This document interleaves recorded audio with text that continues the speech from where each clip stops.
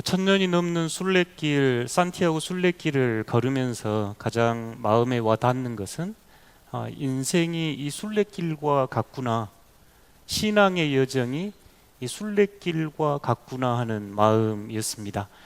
성경 안에서는 저희 그리스도인의 삶을 나그네요 순례자로 종종 이야기하고, 아브라함도 엘리야도 예수님도 길 위에 사셨음을 우리에게 보여주곤 합니다. 오늘 저희가 나눈 이 시편 말씀은 순례자의 기도, 순례자의 마음이 잘 담겨 있는 시편입니다. 유대인들은 1년에 3차례 예루살렘 성전을 향하여 먼 순례의 길을 가는데, 그 순례의 길을 가고자 마음에 품고 있는 사람, 그 사람 참 복 있는 사람입니다. 시편 1편에서 시작했던 복 있는 사람이 84편의 순례자에게도 그대로 적용되는 말씀입니다. 이 걸음이 때로는 거칠고 때로는 힘들어서 눈물 골짜기와 같은 그 길을 지나가겠지만, 그곳에 나그네에게 목을 축이게 하는 샘물이 터지고 이른비 내려서 생명이 솟구쳐 오르는 그 순례의 길, 그래서 마침내 순례의 여정은 하나님 앞에 이르는, 시온에 이르는, 하나님 앞에 이르는 그 사람, 참으로 복이 있는 사람, 순례자를 축복하며 길 위에 순례자들이 읊어보는 시편입니다. 이 순례의 길을 여러분과 함께 오늘 순례길의 영성이라는 제목으로 좀 나누어 보고 싶은데, 앞에 있는 이 고도가 나타난 지도는 산티아고 프랑스 순례길 800km를 이렇게 요약되어 있는 겁니다. 오른쪽에서 시작해서 왼쪽으로 가는데 800km를 조금 압축해 놓다 보니 오르락내리락 굉장히 급경사처럼 보입니다만, 일부를 제외하고는 완만하게 올라가고 완만하게 내려갑니다. 이 길을 걸으면서 왜 천년이 넘도록 이 순례자들이 이 길을 찾으면서 자신의 삶을 하나님 앞에 새롭게 세우고자 했을까 하는 것을 몸으로 자연스럽게 배우게 됐습니다. 누가 말해주지 않아도, 가르쳐주지 않아도 힘든 피레네 산맥을 넘어가면서 육신의 고통과 마음의 짐을 내려놓아야 하는 정화의 여정이라고 이해가 됐고, 긴 메세타 평원이라고 평평한 길, 대평원을 걸어야 할 때는 하나님의 임재와 현존, 창조 세계에 드러난 하나님의 빛을 발견하는 시간이 되기도 했습니다. 다시 한번 산맥을 넘고 힘든 시간을 겪을 때는 주님께서 걸어가셨던 십자가의 길을 떠올릴 수밖에 없었고, 그 산맥 넘어서 산티아고로 향하는 많은 목장들 사이를 걸으면서는 사명의 길을 떠올리게 됐습니다. 이 말씀을 여러분과 준비하면서 저희가 기독교 영성 전통에서 신앙의 선배들이 신앙을 가만히 돌아보니까 정화와 조명과 일치라고 하는 이런 언어로 설명해 주었는데, 이 길이 내가 오늘 어디쯤 걷고 있을까? 나는 신앙의 여정에 어디에 서 있을까? 스스로 묻고 답할 수 있으면 좋겠고, 그렇게 함으로써 또 신앙의 목적지가 하나님을 향해 매일 매 순간 걷는 것임을 조금이라도 알아차릴 수 있는 은총이 여러분께 있기를 바랍니다. 오늘 여러분께 소개하고자 하는 첫 번째 길은 정화의 길입니다. 첫 구간은 피레네 산맥을 넘어야 했기에 매우 힘들고 지치기 쉬웠습니다. 막 순례길을 걷다 보니 배낭은 너무너무 무거웠고 발은 아팠습니다. 한 이틀 내가 왜 이 길을 걷고 있나 하고 하는 질문을 했는데, 3일 지나니까 그 질문도 귀찮아져서 질문도 하지 않고 그냥 걸어야 했던 그런 길이었습니다. 제가 정화의 길을 걸으면서 만난 크게 배움의 두 가지 선생님들이 있었는데, 첫 번째는 포도밭이었습니다. 순례길을 떠나기 전 여러분과 함께 나는 포도나무요 너희는 가지다는 예수님의 말씀을 여러 차례 나누었기에, 길가에 수없이 펼쳐지는 저 포도밭은 저에게 복음의 생생한 현장이 됐습니다. 저 둥치 큰 포도나무가, 우리나라 같으면 포도나무가 위로 이렇게 자라는데 아마 저건 와인을 생산하는 포도라 그럽니다.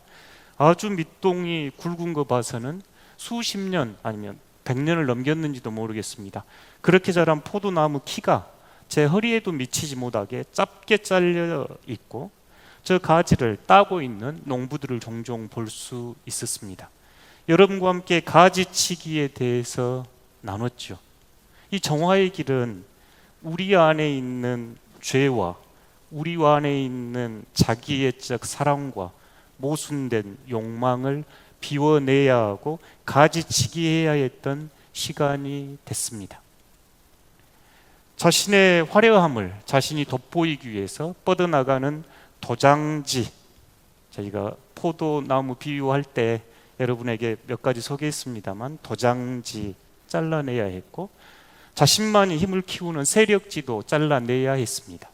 포도나무는 뻗어나가서 열매를 맺어야 하는데 오히려 안으로 파고들어서 서로 병들게 하는 내장지도 잘라내야 했고 이미 병들고 시들어서 잘라내야 하는 병든 가지 잘라내야 했죠.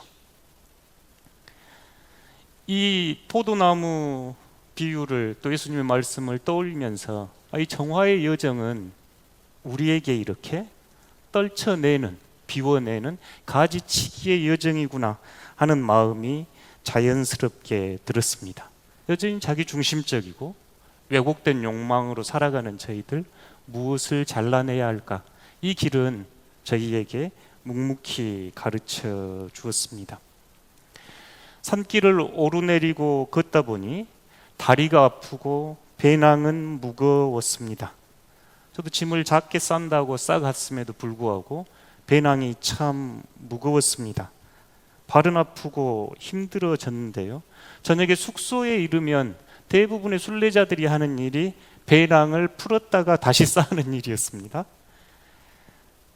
저는 책 한 권도 가져가지 않았는데 무거울까 봐 이제 그 알베르게라고 하는 숙소에 가면 이제 그 물건을 내놓는 코너가 있습니다. 참 이런 걸 다 가져오시는구나 싶을 정도로 여러 가지 짐들을 가져와 가지고 이제 무거워서 못 가져가니까 내놓는데 신발을 내놓는 사람, 옷을 내놓는 사람, 뭐 책을 내놓는 사람, 노트를 내놓는 사람, 어떤 분 표현으로는 이 종이 한 장도 무거워서 버려야 했다 이런 표현을 쓴 정도로 정말 순례길에 꼭 필요한 것 아니면 배낭에서 꺼내서 비워야 했습니다.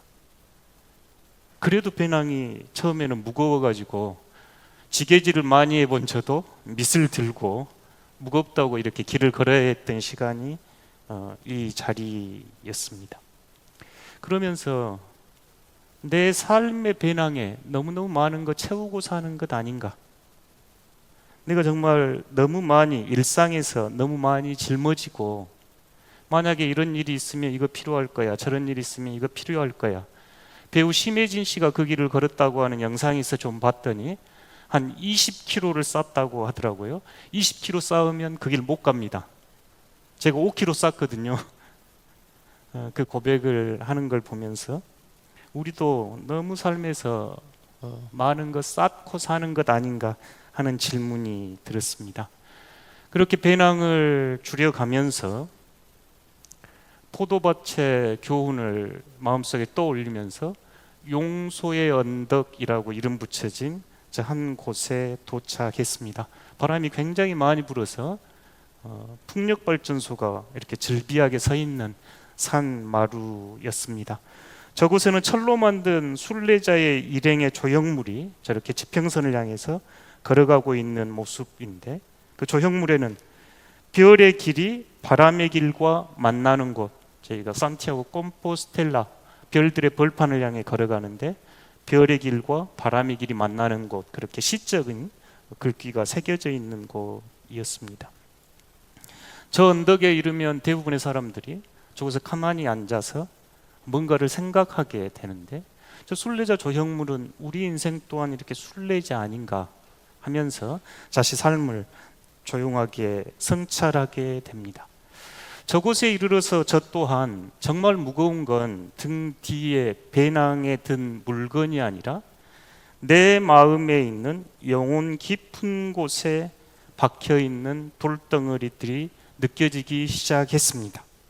제목이 용서의 언덕이다 보니 용서하지 못한 마음, 원망의 마음, 감사하지 못한 마음, 관계가 흥크러져 여전히 힘들어하는 마음, 이루고 싶은 꿈을 좌절하고 포기해야 하는 실패감 같은 마음, 스스로를 향한 정죄의 무게들이 배낭보다 더 무겁게 느껴졌습니다.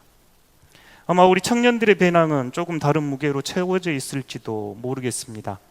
자격증이나 스펙, 인턴 경력, 남들과 비교하는 이력서 한 줄 한 줄이 어쩌면 청년들을 힘들게 하는 무게의 짐이겠다는 생각도 듭니다. 순례자들이 알베르게 도착해서 자기 짐을 비워내듯이 이 순례길에서 우리 또한 마음의 짐들을 하나하나 내려놓을 용기가 필요했습니다. 배낭이 가벼워야 걸을 수 있었습니다. 용서의 언덕을 지나면서 저희를 정말 힘들게 하는 것은 배낭의 무게뿐만이 아니라 우리 마음의 죄의 짐, 잘못된 욕망의 짐, 다른 이들을 용서하지 못하고 여전히 껴안고 사는 그 짐이라 여겨졌습니다. 이 정화의 길은 그래서 몸의 언어로 배우게 됐습니다. 회개를 자연스럽게 배우게 됐습니다. 내 마음을 하나님 앞에 정직하게 인정하고 정직하게 내려놓고 한없이 용서하시는 그분의 용서를 받아 새 길을 걷게 됩니다. 여러분은 지금 영혼의 정화의 길을 걷고 계신가요? 삶이라는 배낭에 너무 많은 것들을 채우려고 지쳐있지는 않습니까? 마음속에 여전히 오래된 돌덩어리를 품고 용서하지 못하고 원망과 분노로 때로는 불안과 두려움의 지배를 받으며 멈추어 서서 힘들어하고 있는 것 아닙니까? 정화의 길에서 크게 배울 수 있었던 건 가지치기와 비워내기였습니다. 저희가 양껏 지고 힘겨워지고 순례의 길을 갈 수 없고 하나님께 이를 수 없기 때문입니다. 그렇게 길게 한 2주 걷고 그 순례길에 있는 큰 도시 부르고스라고 하는 도시를 지나서 이제 레온이라고 하는 큰 도시 사이에 약 200km 남짓 되는 해발 600m에서 700m 되는 메세타 평원이라고 하는 지역을 이제 걷게 됐습니다. 근데 이 메세타 평원을 흔히 소개할 때 악명 높은 곳 이런 표현을 합니다. 악명 높은 메세타 평원 이렇게 표현을 하는데, 그래서 어떤 순례자들은 아예 이 부르고스라고 하는 도시에서 메세타 평원을 거치지 않고 레온까지 차로 이동을 합니다. 근데 그 길이 너무 높이 올라가고 내려가고 길이 험해서 악명 높은이 아니라 저 앞에 화면에 보이는 저런 길이 10km 동안 쭉 되기도 합니다. 풍경의 변화가 거의 없이 길가에는 밀밭이 한없이 펼쳐지고 저 지평선 너머에 이쪽 끝과 저쪽 끝이 마치 저희가 몽골에서 보았던 것처럼 시야가 180도가 이렇게 돌아갈 수 있는 그런 평원이었습니다. 어떤 이들은 이곳을 좋아했고 어떤 이들은 너무 지루하고 외롭고 너무 비슷하고 똑같고 평범해 보여서 이 길을 건너뛰어서 악명 높은 이런 표현을 썼습니다. 저는 이 길이 참 좋았습니다. 고요해서 좋았고 저 펼쳐지는 장엄함이 좋았습니다. 저희가 흔히 조명, 영적 여정에서 두 번째를 정화다음을 조명 이러는데, 조명에 이제 그 쓰인 단어를 보면 안으로 내면으로 빛이 비추어지다 그런 단어입니다. 그러니까 정화된 영혼 안에 내면의 진리의 빛이, 은혜의 빛이 비춰지기 시작하니까 세상과 자신과 하나님을 새롭게 보게 되는, 그래서 눈뜸 이런 표현을 하기도 합니다. 이 정화 조명 일치를 잘 가르치고 설명했던 초대 교부가 이바그리우스 폰티쿠스라고 하신 분이 계시는데, 그분은 이 조명을 설명할 때 이런 이야기를 합니다. 창조 세계 안에 현존하는 하나님을 알아보는 영적인 눈뜸, 창조 세계 안에 하나님의 로고스가, 하나님의 지혜가, 하나님의 사랑과 하나님의 섭리가 담겨 있음을 눈뜨고 바라보는 단계를 조명, 이제 그분은 라틴어를 써서 다른 표현을 썼습니다만 풀어내면 그렇습니다. 신앙의 여정에서 이 정화의 과정 굉장히 중요하고 교회에서 많이 강조합니다. 상대적으로 이 조명이 덜 강조되는 것 아닌가 하는 생각을 해보는데요. 이 조명의 단계에서 눈이 뜨인 영혼은 모든 피조세계 안에서, 모든 사람들 안에서 하나님의 현존을 발견하고 눈뜨기 때문입니다. 그러니 메세타 평원의 단순하고 계속 비슷하게 펼쳐지는 일상 안에서 하늘과 땅, 밀밭, 나무들, 바람과 구름, 때로 내리는 비 안이 모두 하나님의 장엄함, 하나님의 신비로운 은총을 가득 품고 있는 성스러운 곳이라고 하는 것을 배워가게 됩니다. 만물 가운데서 숨쉬고 계시는 하나님, 길 위에, 나무 위에, 밀밭 위에, 새들의 노랫소리에, 아침 이슬 위에, 저녁의 찬 기운 속에 계신 하나님에 대한 눈뜸입니다. 어거스틴 하나님은 성경이라고 하는 책 외에 하나님이 만드신 창조 세계 전체가 그분을 증언하는 위대한 책이라고 강조합니다. 어거스틴의 이야기입니다. 어떤 이들은 하나님을 찾기 위해서 책을 읽습니다. 그러니까 성경을 이야기합니다. 하지만 여기 또 하나의 위대한 책이 있으니 바로 눈앞에 펼쳐진 피조물의 모습입니다. 위를 보고 아래를 보십시오. 주목하여 읽으십시오. 당신이 찾고자 하는 하나님은 이 책을 잉크로 쓰지 않으셨습니다. 대신 그분이 만드신 것들과 당신의 눈앞에 펼쳐 놓으셨습니다. 이보다 더 큰 목소리를 바랄 수 있겠습니까? 하늘과 땅이 당신을 향해 외치고 있습니다. 하나님이 나를 만드셨다. 이 장엄함에 눈뜰 수 있을까요? 일상에 마주하는 작은 꽃 한 송이 안에서, 흘러가는 구름 안에서, 봉화산 안에서, 순천만의 아름다움 안에서 하나님이 나를 만드셨다. 이보다 더 큰 목소리가 어디 있겠는가? 어거스틴 이렇게 이야기하는데 저희가 그 음성 들을 수 있을까요? 생태위기 시대에 매우 필요한 음성입니다. 이 음성을 듣기 위해서는 저희가 이 메세타 지역의 단조로움과 고요와 평온과 침묵의 길을 걸어야 합니다. 침묵 없이, 고요함 없이 눈뜸을 체험할 수 없기 때문입니다. 어쩌면 저희 청년들은 취업을 준비하고 매일 같은 자리에 앉아서 인터넷 강의를 듣고 이력서를 고쳐 쓰면서 하루하루 내가 메세타 평원 같은 길을 걷고 있는 것 아닌가.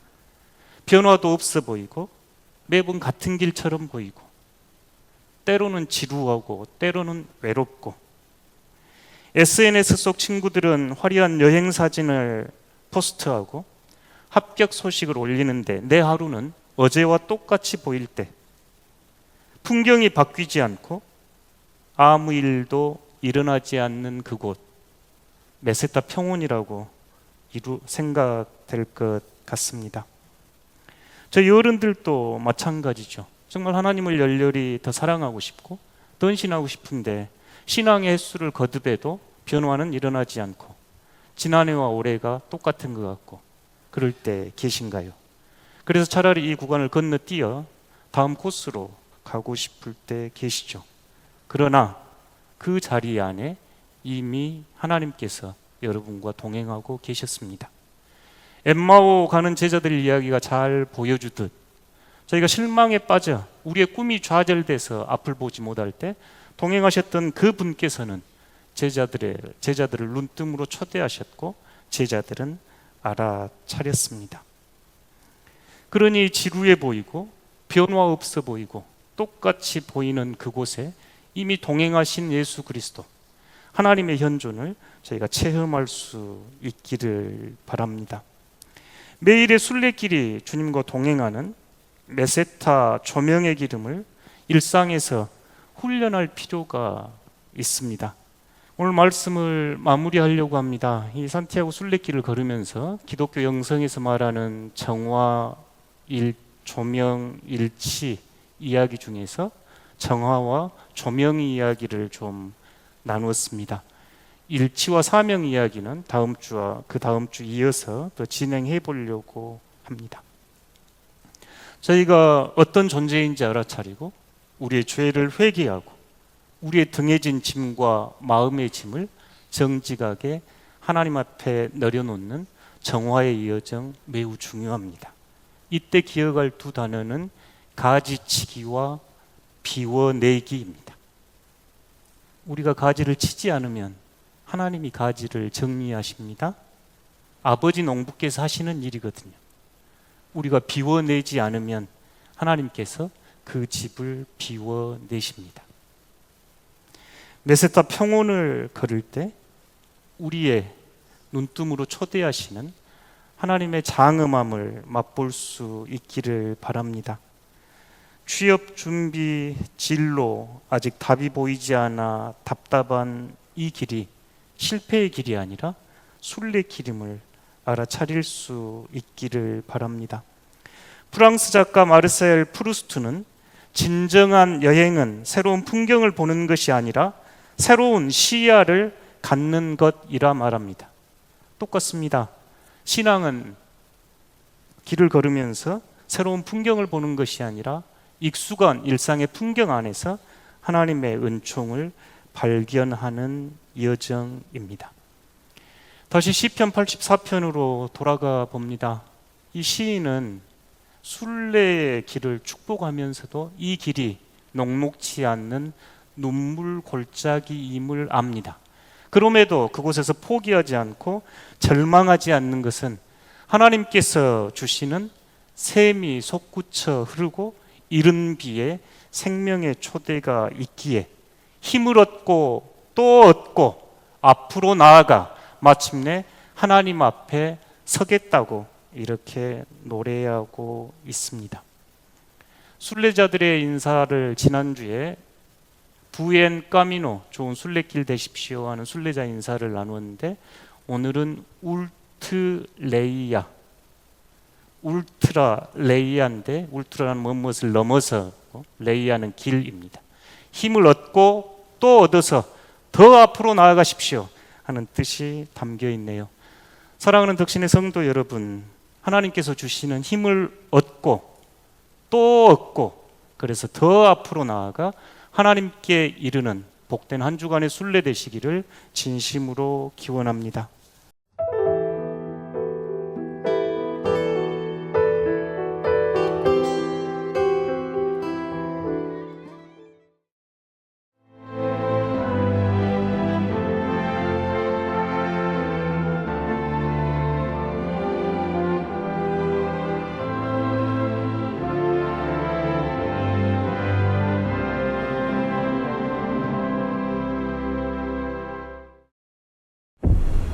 최적의 산업 인프라, 편리한 교통 인프라, 대표 2차전지 클러스터, 미래형 신산업, 해안관광의 중심지, 살기 좋은 정주 환경, 미래를 여는 투자 중심지, 광양만권 경제 자유구역. 섬과 바다가 어우러져 미래를 만드는 도시 여수에서 2026 여수세계 섬박람회가 열립니다. 여수시 돌산읍 진모지구와 개도, 금오도 일원에서 9월 5일부터 2달간 진행되는 이번 행사에 앞서 세계적인 소프라노 조수미 국제무대 데뷔 40주년 공연이 여수엑스포 컨벤션 센터에서 함께 열려 의미를 더합니다. 섬과 바다, 인간이 어울려 여수에서 세계로 나아가는 이번 2026 여수세계 섬박람회에 여러분을 초대합니다. 최적의 산업 인프라, 편리한 교통 인프라, 대표 2차전지 클러스터, 미래형 신산업, 해안관광의 중심지, 살기 좋은 정주 환경, 미래를 여는 투자 중심지, 광양만권 경제 자유구역.